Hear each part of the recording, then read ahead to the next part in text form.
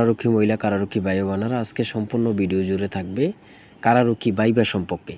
অর্থাৎ কী করলে ভাইবা পরীক্ষায় পাস, কী করলে ভাইবা পরীক্ষায় ফেল, কোন কোন বিষয়গুলো ফলো করতে হবে। সর্বশেষ একটা কথা বলে রাখি, যারা ভাইবা দিবেন, অনেক জেলার পরীক্ষা ভাইবা পরীক্ষা হয়ে গিয়েছে, অনেক জেলার ভাইবা পরীক্ষা বাদ রয়েছে। এই প্রশ্নটি ভাইবা পরীক্ষা আপনাকে করবে সেই প্রশ্নটি হচ্ছে, এই যে ঘূর্ণিঝড় উঠেছে, ঘূর্ণিঝড় উঠেছে, এখন ঘূর্ণিঝড়টার নাম কি, ঘূর্ণিঝড়ের নাম কি, ঘূর্ণিঝড়ের অর্থ কি, ঘূর্ণিঝড় কোন দেশ নামকরণ করেছে, খুবই গুরুত্বপূর্ণ। এই প্রশ্নটি আসবে।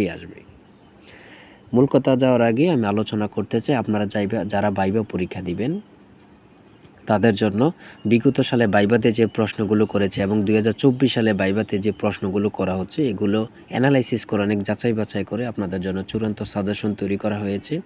ইনশাল্লাহ আমি নিজের হাতে তৈরি করেছি, অনেক যাচাই বাছাই করে। সাজেশনটি নিতে স্ক্রিনে দেওয়া হোয়াটসঅ্যাপ নাম্বারে মেসেজ করে বলুন যে আপনার এই ভাইবা চূড়ান্ত সাজেশনটি প্রয়োজন, সাথে সাথে সাজেশনটি পেয়ে যাবেন।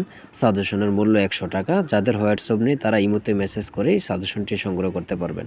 দেখেন, আমার এখন মূল কথাটা হচ্ছে যে আপনারা কি করলে পরীক্ষায় ফেল করবেন। 1 নম্বর কথা হচ্ছে, আপনাকে যদি প্রশ্ন করা হয় একটি, আপনি যদি না পারেন, আন্দাজে মারেন, তাহলে আপনি ভাইভাতে ফেল করবেন। অর্থাৎ আপনাকে জিজ্ঞাসা করলো রাষ্ট্রপতি কোন ভবনে থাকেন, আপনি যদি বলেন স্যার হতে পারে গণভবনে, এমনটা হতে পারে স্যার, এখন মনে আসতেছে না, এগুলো কোনো বলা যাবে না, তাহলে পরীক্ষা ফেল, আপনার ভাইভা পরীক্ষায় নাম্বার আসবে না। এখানে এবার আসি, ভাইভা পরীক্ষায় কী করলে আপনারা পাস করতে পারবেন।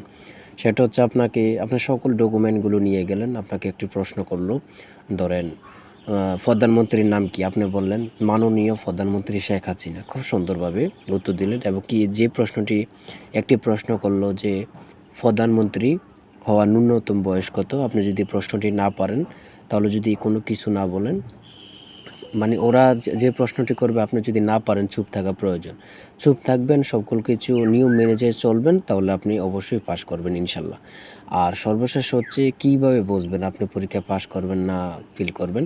দেখেন, আপনাকে যদি টুকটাক প্রশ্ন করে, হ্যাঁ, আপনাকে যদি টুকটাক প্রশ্ন করে বলতে, আপনি গেলেন, যাওয়ার পরে বসেন বললো, বলার পর আপনার নাম কি, আপনি কিসে পড়েন, নামের অর্থ কি, এগুলো টুকটাক কিছু প্রশ্ন করে তারপরে বলল, সার্টিফিকেটগুলো দেখে বলল যে আপনি আসতে পারেন, তাহলে মনে করবেন আপনার চাকরিটা হবে না।